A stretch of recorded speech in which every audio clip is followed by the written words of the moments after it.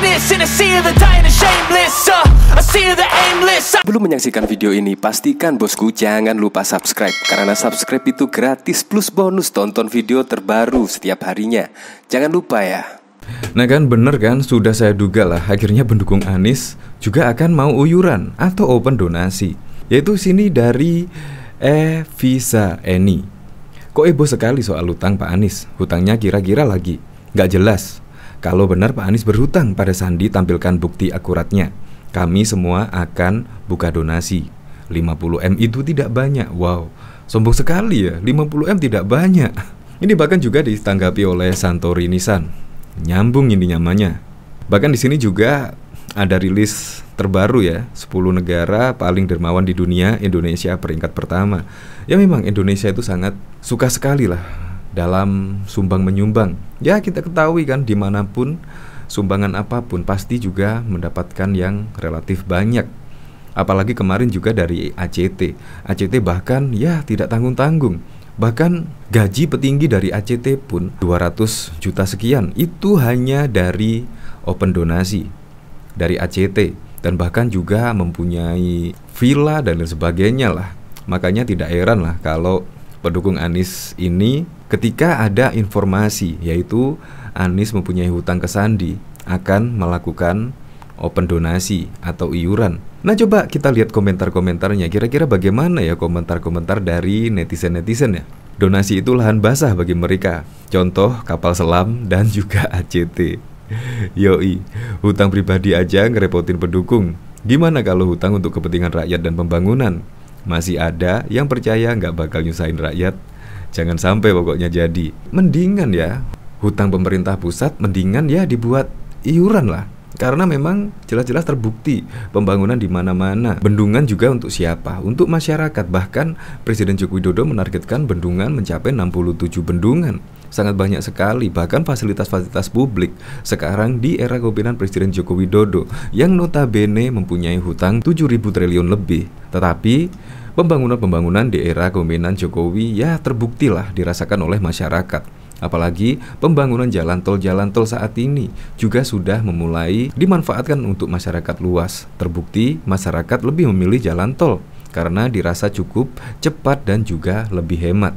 Nah ini bahkan juga netizen-netizen malah mengkaitkan donasi kapal selam. Nah bener kan? Nggak kaget kan? Mayan Open DO mengelola minim dapat 50% dari total donasi. Cuan pokoknya. Jadi memang nggak kaget lah. Apalagi seperti ini pasti juga akan dimanfaatkan. Langsung nggak pikir panjang, langsung open donasi solusinya. Bahkan kemarin juga 50M trending, masih trending. Dan bahkan sekarang nama Sandi yang trending. Coba kita lihat nama Sandi. Nah ini bahkan juga ditanggapi oleh Gus Nur. Buzzer RP Anies Baswedan rame-rame menyerang Sandiaga Uno terkait utang Anies. Bahkan sampai dikatakan picik. Padahal yang utang itu Anies. Buzzer RP Anies juga rame-rame mengkaitkan hutang 50M dari Sandi itu dengan sumbangan dari relawan Pilpres. Saking paniknya mereka sumbangkan disamakan dengan hutang. Fakta terbongkar, ternyata Sandiaga Uno bukan hanya memberikan hutang 50M ke Anies Baswedan saat Pilkada DKI, tapi Sandi juga ajak Anies di Pilgub DKI.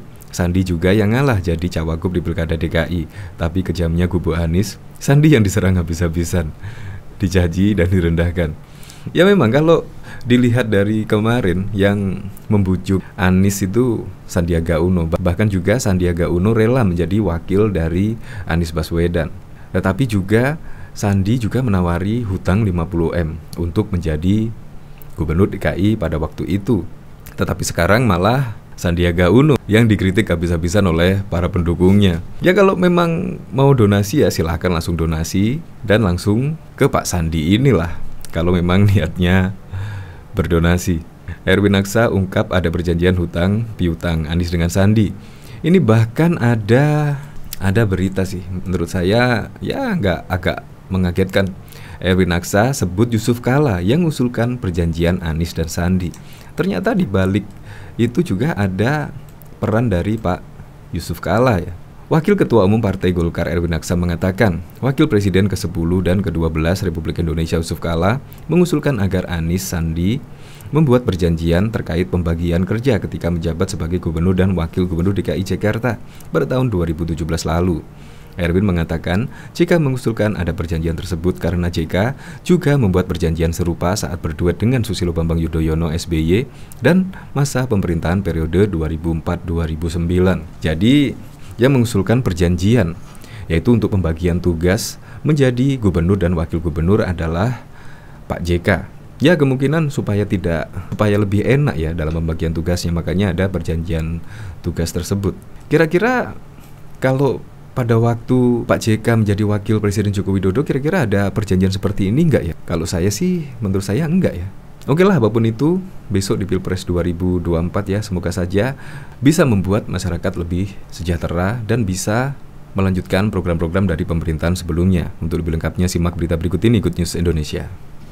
Pernyataan Wakil Ketua Umum Golkar, Erwin Aksa, soal adanya perjanjian hutang piutang antara Anies Baswedan dengan Sandiaga Uno menarik perhatian publik. Erwin menyebut Anies berhutang 50 miliar kepada Sandi saat keduanya maju di Pilkada Jakarta pada 2017 silam. Hal itu lantas dikomentari Tata Ujiati. Pengacara itu menyebut tak hanya Sandi yang harus mengeluarkan modal, relawan pun rela menyumbang biaya kampanye semampu mereka. Jangankan Pak Sandi sebagai kandidat, relawan saja rela kok dulu berkontribusi menyumbang biaya kampanye untuk Anies Sandi seadanya, semampunya. Tentu, tulisnya melalui akun media sosial Twitter, dikutip pada Senin 6 Februari 2023. Semata demi harapan kehidupan politik Jakarta yang lebih baik. So, penjelasan Pak Sudirman Said ini lebih masuk akal daripada Erwin Aksa. Tulisnya melanjutkan, sembari menggugah potongan video pernyataan Sudirman Said. Dalam video tersebut, Sudirman Said membenarkan adanya hutang piutang antara Anies dan Sandi. Namun, hutang tersebut dianggap lunas karena Anies Sandi memenangkan pilkada. Ada perjanjian antara Anies dan Sandi soal hutang piutang. Karena waktu itu, Pak Anies itu tidak punya uang ya. Namun dikatakan jika pilkadanya menang, hutang piutangnya selesai. Saya membaca itu, tegasnya. Beberapa komentar pun mampir di unggahan Tata tersebut. Salah satunya menulis, hutang piutang seperti perjudian. Kalau kalah, kembalikan. Kalau menang, dianggap lunas. Terus terang aja perjanjiannya gak make sense. Warganet bahkan yakin jika diminta iuran, pendukung Anies mampu melunasi hutang tersebut. Pak Sandi terbitkan aja tagihan resmi. Relawan Anies siap iuran untuk melunasi setelah Mas Anies menyetujuinya. Kok hutangnya Anies yang diurus, hutang negara bagaimana? Siapa yang ngurus? Malah dibebankan ke rakyat, protes salah satu warganet lainnya. Bahkan mantan Gubernur DKI Jakarta, Anies Baswedan, disebut masih berhutang kepada Menteri Pariwisata dan Ekonomi Kreatif Sandiaga Uno. Nilai hutang Anies ke Sandiaga mencapai 50 miliar. Hal itu diungkapkan Wakil Ketua Golkar, Erwin Aksa.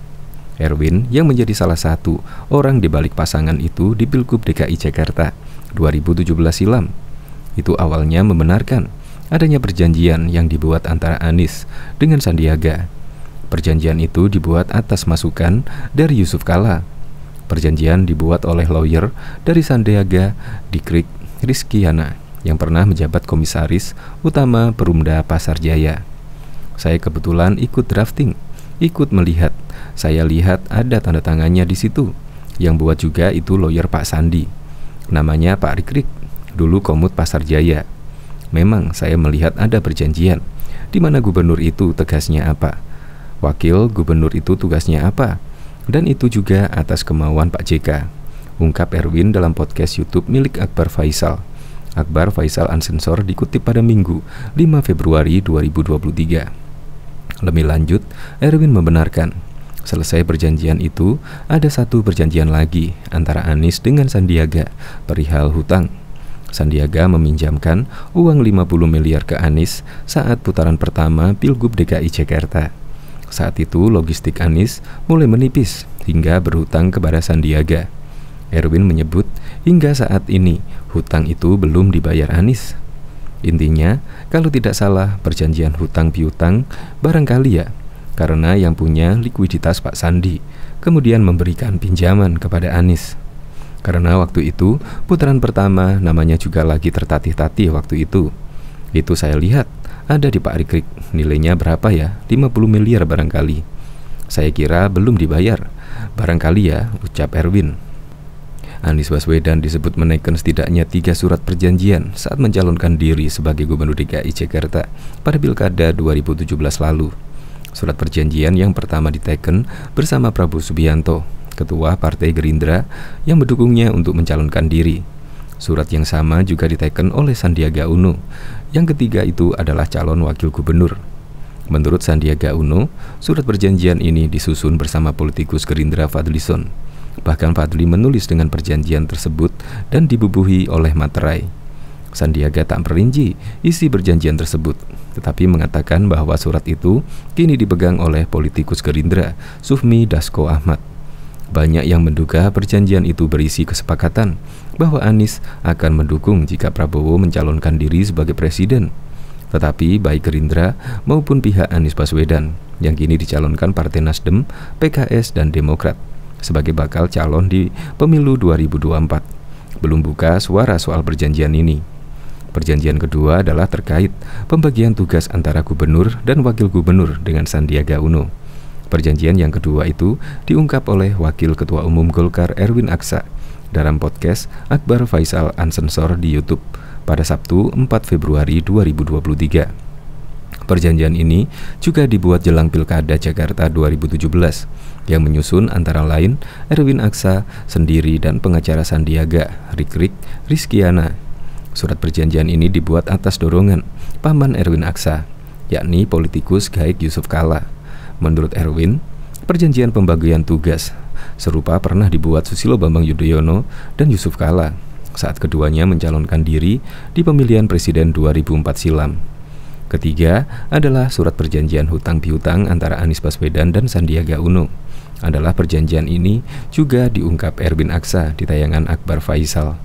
Erwin mengatakan Anies Baswedan menaikkan surat yang meminjam uang sebesar 50 miliar dari Sandiaga Uno di Pilkada 2017.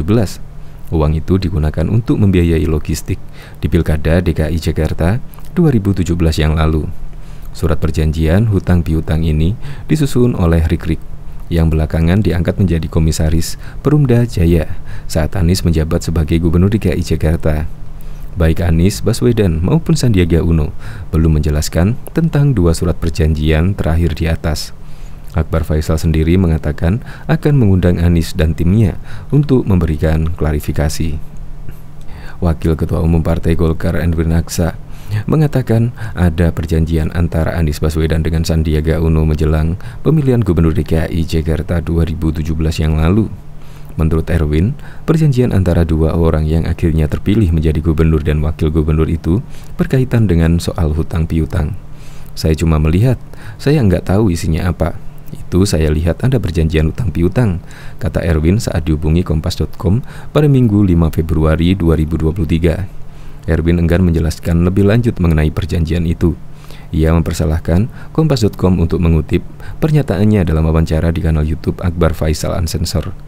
Dalam wawancara itu, Erwin menyebutkan bahwa Sandiaga memberikan hutang kepada Anies untuk memenuhi kebutuhan logistik pada pemilihan Gubernur DKI Jakarta 2017 yang lalu.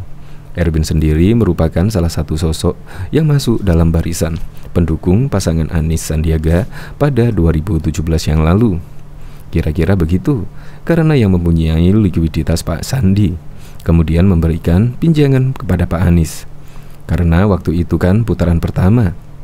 Nilainya berapa ya? Sekitar 50 miliar. Barangkali, ucap Erwin. Ia mengaku ikut menyusun perjanjian tersebut bersama kuasa hukum Sandiaga, yakni Rikrik Rizkiana. Saya kebetulan ikut drafting lah perjanjian itu, ikut melihat. Ya, saya lihat tanda tangannya ada di situ. Yang buat juga itu lawyernya Pak Sandi, namanya Pak Rikrik. Selain soal hutang piutang, Erwin menyebut perjanjian yang diteken Anies dan Sandi itu juga pembagian tugas dan kerja sebagai gubernur dan wakil gubernur DKI Jakarta.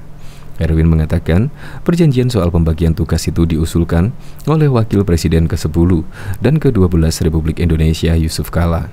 Ia menyebutkan JK mengusulkan ada perjanjian tersebut karena JK juga membuat perjanjian serupa pada berduet dengan Susilo Bambang Yudhoyono pada masa pemerintahan periode 2004-2019.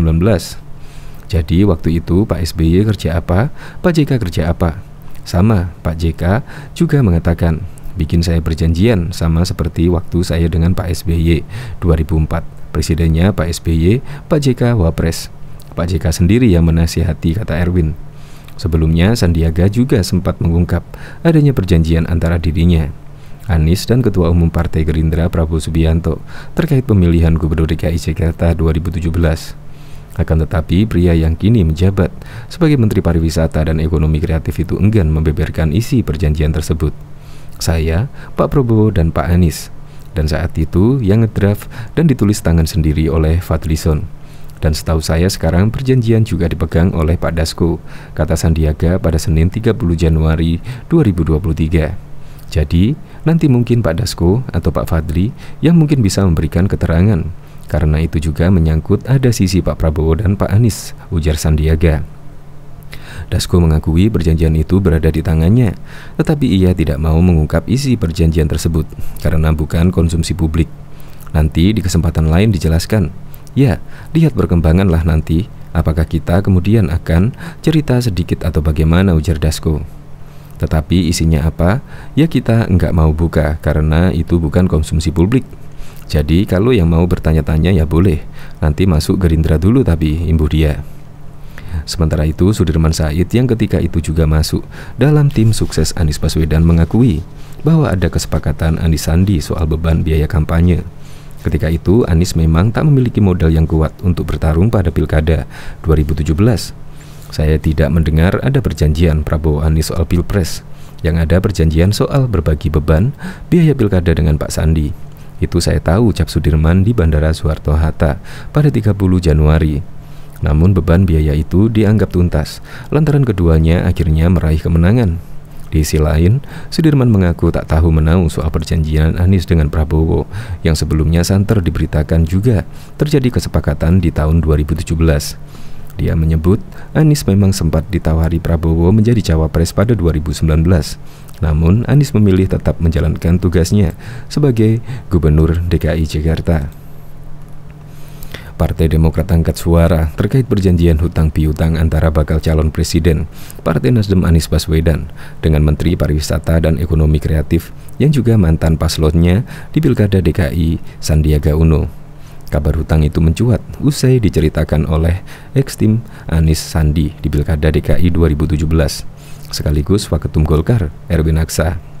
Erwin mengungkap adanya hutang Anies kepada Sandiaga sebesar 50 miliar.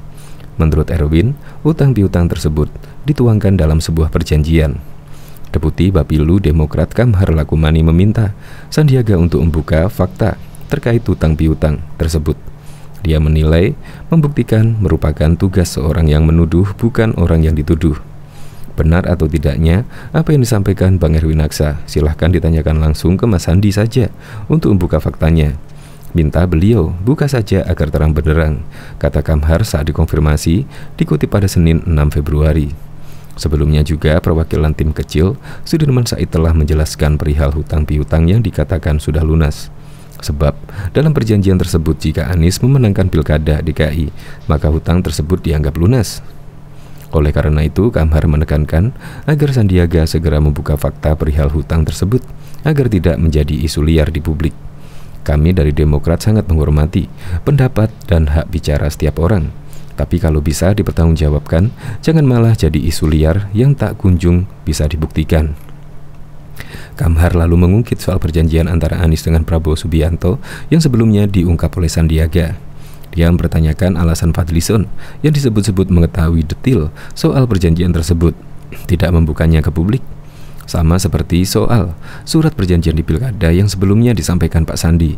Kenapa Bang Fadlizon tidak buka saja ke publik jika memang ada suratnya? Dan ada pelanggaran, ini penting agar tak menjadi liar dan berubah menjadi fitnah, ujarnya. Lebih lanjut, Kamhar meyakini isu ini merupakan serangan ke sosok Anies Baswedan yang tengah berjuang untuk bertarung di Pilpres 2024.